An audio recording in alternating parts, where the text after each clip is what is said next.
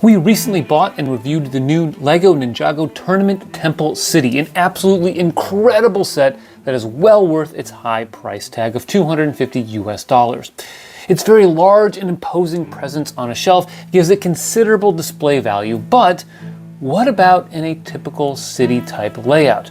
How does it potentially work with the epic Ninjago City sets? In this video, we'll cover how the Tournament Temple City looks side by side with the Ninjago City sets, how you could incorporate it into a huge layout, and why you might want to buy a bigger table to display your sets.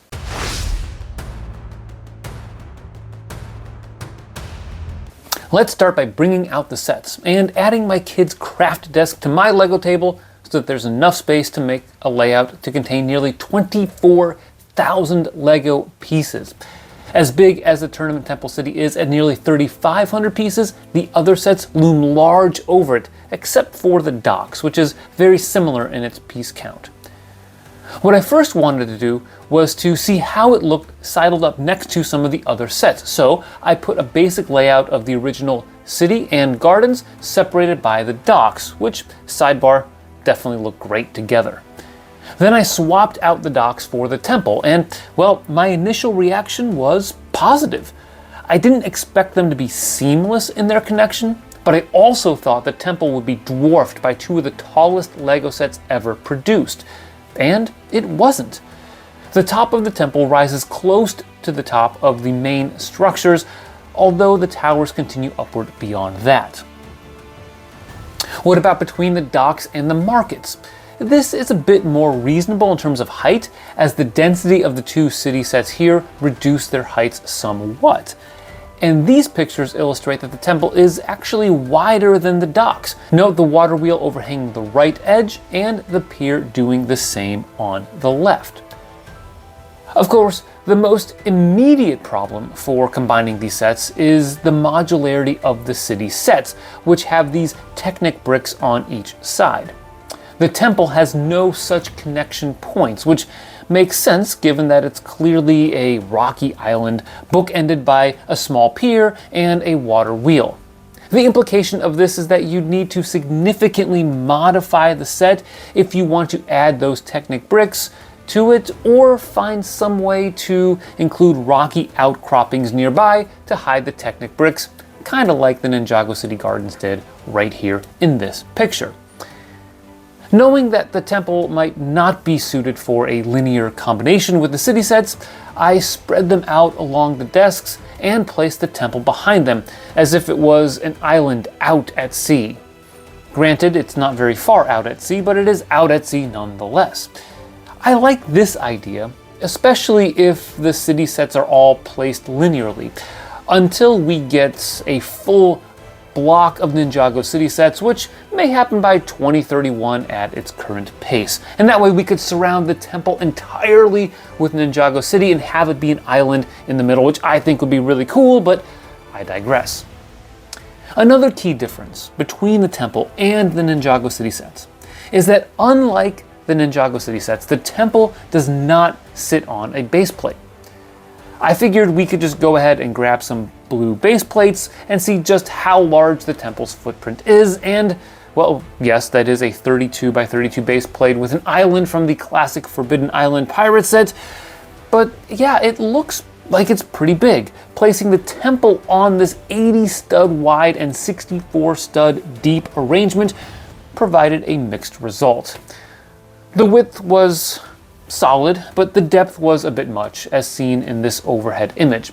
So I recalibrated things a bit to fit its footprint, and, well, there you go.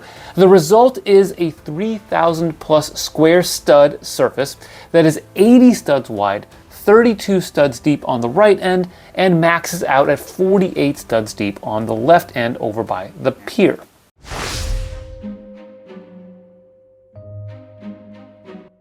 Now, I am not going to lie. Seeing the set on the blue base plates improved the overall look of the set. The water wheel sits nicely at an angle on the studs, as does the pier and loading station.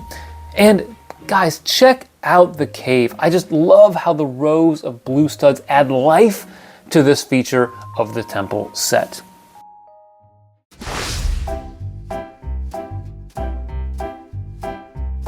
If the city sets were simply placed on a blue base plate, then that would be one thing. But you know that they don't. Instead, they sit atop a layer of dark green, green, and black plates, many of them wedge plates, with yet a layer of trans light blue tiles covering those. Now, the effect of this technique is fantastic, and you can see with these images of the Ninjago City sets the depth that is perceived by having this technique, and you can put little plants and fish and other things around there, lily pads that add some ambiance to the layout. However, it does add a significant piece count to the sets, and if I were to adequately assimilate the temple to these sets, it would jack up the piece count as well. So this means that if I were to completely assimilate the temple in with the Ninjago sets, I would need to order lots and lots of those tiles. With the base plates covering over 3,000 square studs, the surface area would require about 1,500 1x2 trans light blue tiles, along with the copious amounts of other required plates to get the desired results. And that doesn't even include some lily pads, maybe some of those koi fish, and other pieces that might be fairly specialized.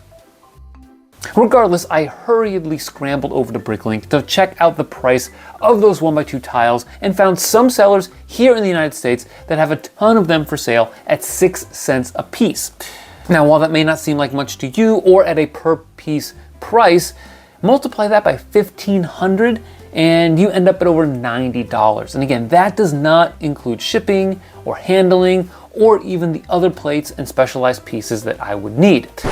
So at this point, I paused for a moment to ask if I should go ahead and order the pieces, but I was only tempted. I've got a few other projects that I want to work on, and space here, probably like yours at home, is very limited.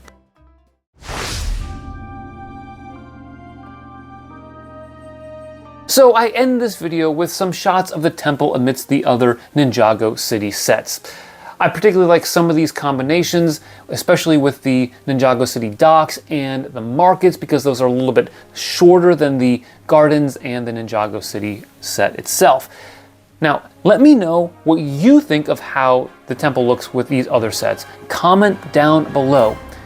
In the meantime, I hope you learned something. I hope this showed you some of what you wanted to see regarding the temple and the Ninjago City sets. Thanks for watching, and always remember to keep building together.